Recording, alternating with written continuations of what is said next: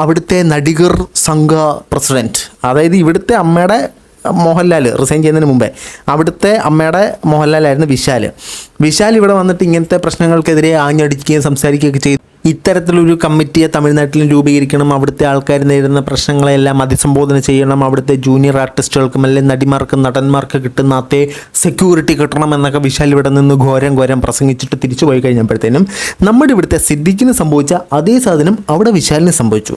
പൊതുവേ അദ്ദേഹം വന്നിട്ട് പൊതുവേ ആരെങ്കിലും വന്നിട്ട് ക്യാമറയുടെ മുമ്പിൽ നിന്ന് സ്റ്റാർ ആകുമ്പോൾ അവിടുത്തെ ആൾക്കാർക്ക് ഇഷ്ടപ്പെടത്തില്ല, അവരൊന്ന് പഞ്ഞിക്കിടും.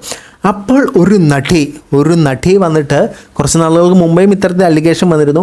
വിശാൽ തന്നോട് അപമര്യാദയായി പെരുമാറി എന്ന് ഈ കുട്ടി സംസാരിക്കുകയുണ്ടായി. അതിനെതിരെ നമ്മുടെ വിശാൽ എന്തൊരു പറഞ്ഞ്, ആസ് യൂഷ്വൽ എനിക്കതൊന്നും അറിയാൻ പാടില്ല, പെണ്ണുമ്പിള്ള ആരാന്നൊന്നും എനിക്കറിയത്തില്ല എന്നുള്ള രീതിയിൽ വിശാൽ സംസാരിച്ചു.